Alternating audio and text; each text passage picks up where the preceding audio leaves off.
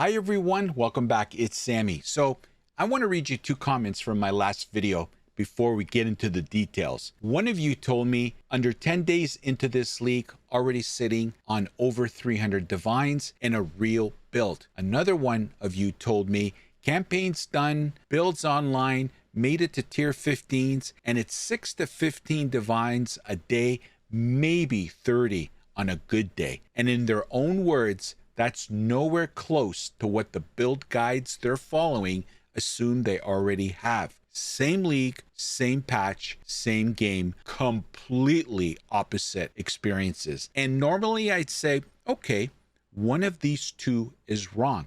But here's the thing, they're both right. So today I want to actually explain why.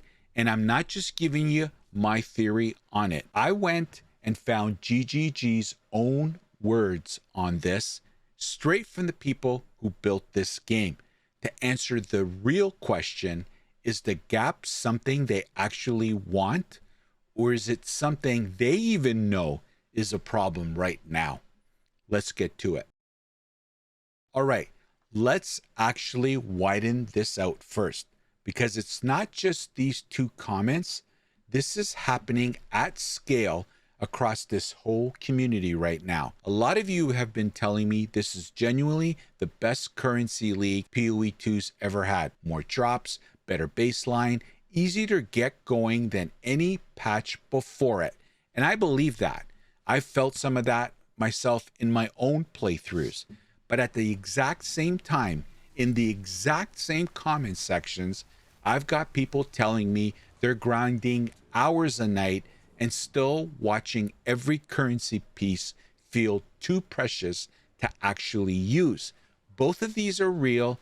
Neither one of these people is lying to you or exaggerating. So the question isn't which one's true.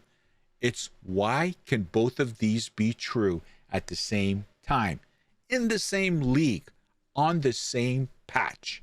And that's actually a really interesting question once you dig into it. All right, so that's the real question laid out. Now let's actually try to answer it. Here's the answer, and honestly, you've probably already seen the evidence for this yourself. You just haven't connected it to what we've been talking about. Think about every farming strat video you have ever watched. Same map, same build even, but two different runs can print widely different currencies, sometimes 10 times apart. And it's almost never because one run had a better build. It's because of how juiced the map was before it even got click open. 10 times. Same build, same map. The only difference is how juiced it was going in, more mods rolled, tablets stacked, mechanics specialized into, and here's the catch: juicing cost currency up front. You're paying to roll better maps before you even know what's inside of them. So think about what that actually does to two different players. Someone who's already got a currency cushion can afford to juice hard, which multiplies their income, which gives them an even bigger cushion next time. That's compounding. But someone without that cushion can't afford to risk juicing, so they're stuck running unjuiced maps at the baseline rate, which never builds the cushion they need to break out of that loop in the first place. That's the wall. It's not about build quality, it's about who can afford to start compounding first. Okay, so we know the mechanism now. Next question, is this actually on purpose, or did it just kind of happen? And here's the part that might surprise a lot of you.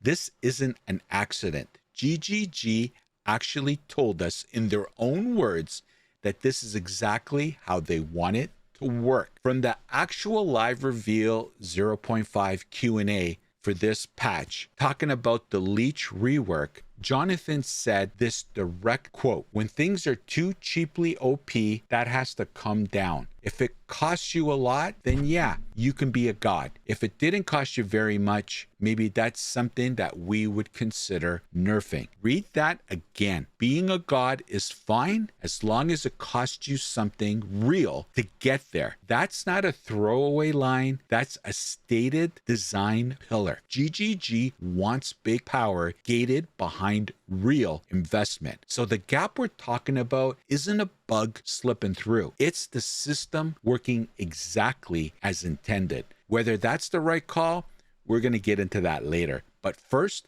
I want to show you something I think explains why this feels so much worse than it actually might be. All right, so we got the design intent locked in, but there's another layer to this that makes this whole thing hit different, and it's coming straight again from GGG's own game director. This one generally surprised me when I found it. Same Q&A from the live reveal. Jonathan is talking about boss fight pacing, and he straight up admits he misjudged the average player experience himself by a lot. And these are his words: "People often judge things by watching streamers who are often playing something that's completely cracked and out of control. My experience at this point, sometimes it's honestly 8 seconds and sometimes it's 20 seconds. And then," this is the interesting part, "he checked the actual in-game data." And here's a quote: "You look at the stats and you're like, oh, it's 119 seconds average. That's about 2 minutes. That's what we intended it to be." That's the studio-owned game director off by roughly 6 times, purely from watching streamers and skilled players instead of checking real numbers. If Jonathan can get fooled by this, it's not some personal failing if you feel the same way when you watch streamers and thinking, that's just what normal POE2 looks like. It's not. And this next part, I got to address head on because I already know it's coming in the comments either way. Let's just say it. There are streamers out there who look like they're printing currency, killing pinnacle bosses in a second, sitting on thousands and thousands of divines like on day 3. It's like it's nothing. And I'm not going to sit here and tell you that's fake, because it's not. The footage you're watching, it's real. But here's what's actually different about their situation. And it's not just skill. It's hours played daily, often as a full-time job. It's meta knowledge that got optimized by an entire Discord or community feeding them the best strategy the moment it's found. It's juiced setups refined by hundreds of other people's trial and error before they ever touch it. That's not the same game state as someone with 2 hours a night in a basement figuring it out solo. And this isn't a new complaint either. I've found a post on the official POE2 forums from January of 2025, patch 01, over a year before this league even existed. Someone wrote, "The bigger problem is there are a handful of videos and streams out there, people hitting it big, and the player base has just assumed tons of people have that kind of wealth when the truth is most are broke." 18 months ago, different patch, different league, same exact complaint. That tells you this isn't a one league fluke. This is a structural pattern in how this whole community processes streamer content, patch after patch. So when you're watching someone print currency on stream, that's not lying to you, but it's also not the baseline. Treating it as the baseline is exactly the same mistake Jonathan just admitted to making himself when he said that in the live reveal. All right, so that's the perception side handled. Now let's back it up with actual hard numbers. let's actually look at the numbers because GGG did try to address a piece of this. Patch notes from 0.5 included one quiet line. Divine orbs are now more common.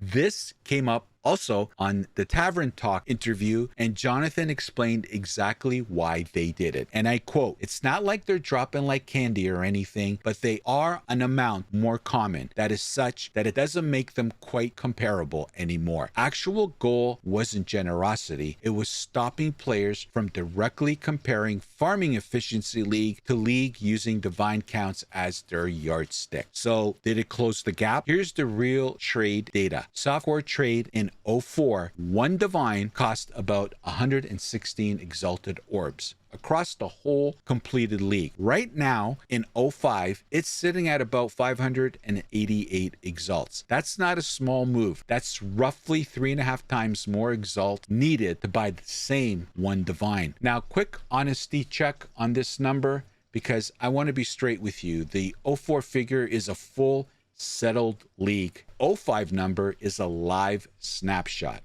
It's still moving. In fact, just a few days ago, before I pulled this number, it was sitting at around 709 exalts. So it's already swung about 17% in a matter of days. That volatility is also part of the story too. But even with that caveat, here's the point. GGG added more divines to the game, and the ratio against the currency casual players actually earn day to day went up, not down. So if you're mostly holding exalted orbs from early mapping, you're not actually feeling richer, even though the raw divine supply increased. That's a real data-backed reason the gap can persist even after GGG tries to address it. All right, so that's the what and the how, fully covered. But before I get into the why, I already know what some of you are typing out right now in the comments section. Don't reward laziness. I put in the time to learn crafting, learn the market, learn the meta. That's why I'm ahead, and that's exactly how it should be. And honestly, you're right. I'm not disagreeing with that even one bit. But that's not actually what this video is about. And I think it's worth being crystal clear on before we go any further. There's two completely different things getting mixed together here. One's a skill gap, someone who actually took the time to learn crafting, learn timing, learn optimal farming routes, deserves to be ahead of someone who never bothered. Nobody's arguing with that. If you watched my crafting navigator video, you already know my actual position on this. I never once asked for crafting to get easier or less random. My whole argument was that the game doesn't teach you the system well enough for the mastery to even be reachable in the first place. Show me the board before I make the move, instead of finding out after. And back in the burnout video, I made basically the same point different way. The players who craft confidently got there because they had enough currency banked to fail a bunch of times and learn from it. That's earned knowledge, not a handout. So if you haven't seen those two, go check them out after this, because everything I'm about to say builds right on top of that. Same positions. Mastery get rewarded is exactly how this game should work, and I'm all for it. But the thing we're actually talking about today is different. It's a time gap, not a skill gap. Juicing compounds off of reps, and reps take hours, not knowledge. Someone who understands crafting inside and out, but only gets 5 hours a week, is still capped below someone who barely knows what they're doing, but happens to have 40 hours free. That's not about who's lazy. That's just about who's got more hours in the day. And that's a completely different problem than the one you're defending when you say don't reward laziness. So keep that split in your head heading into this next part, because it actually changes the whole answer. So here's the actual question I want to answer, because that's kind of the whole point of this channel. Not just what's happening, but why, and whether GGG's actually okay with it. And the honest answer is it's both. Two different things tangled together. The big one, power costing real investment. That's confirmed vision. We already heard Jonathan say it directly. If it costs you a lot, then you get to be a god. If it didn't cost you very much, that's something they would consider nerfing. That's not an oversight sitting in the game waiting to get patched. That's GGG telling you straight up, this gap is supposed to exist. But the specific thing making that gap feel so much worse than it needs to, rarity. We haven't talked about it yet. That's a different story. In the same Q&A, Jonathan was asked directly about it, and he said, quote, I am interested in doing that, meaning removing rarity from the game entirely. It's still a question of what we can replace it with. Here's the actual problem with it in his own words. Right now, stacking rarity just boosts everything at once. Currency, uniques, all of it lumped together. There's no way to actually dial in on a specific thing. So if currency is feeling scarce one week, you can't just pivot and specialize into farming more currency specifically. Rarity doesn't let you choose. It just boosts the whole pile evenly. Jonathan called that out directly, saying it's not giving players a real lever to actually chase what they need. And later in that same conversation, when they circled back and asked if he's still eager to replace it, he said yes, calling it one of the, quote, forever topics that always seem to come back, same tier of problem as the Leech rework, one of the deepest, hardest things to actually fix in this whole game. So that's your actual answer. The goal itself, big power costing real investment. That's intentional. That's the vision. That's not changing. But how you actually get there right now has a real problem. GGG's openly admitted to and doesn't have a fix for yet. So here's where this actually leaves us. Real spread of experiences out there right now, and both sides are telling the truth. A mechanism that explains why juicing multiplies currency and juicing costs currency, so whoever starts with more juice compounds faster.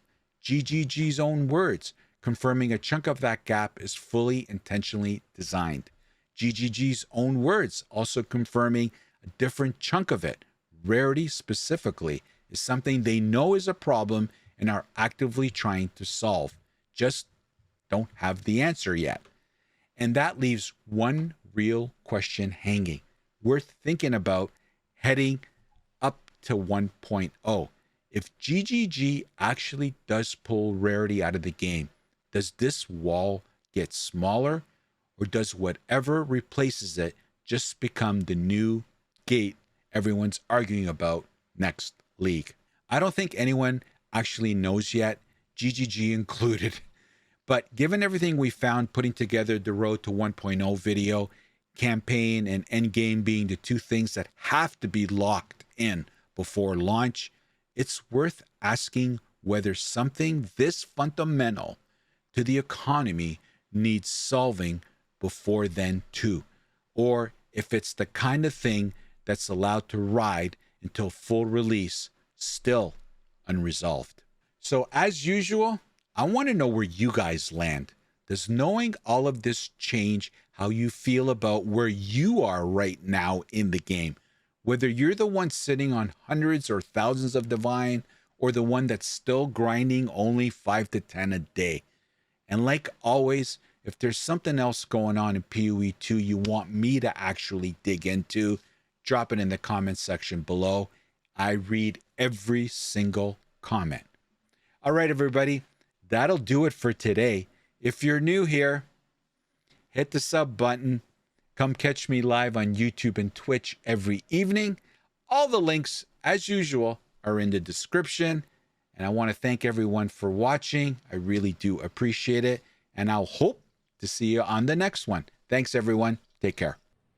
The opinions expressed in this video are mine and solely mine, Healthy debate is always encouraged. Hate is never welcomed. So get over it.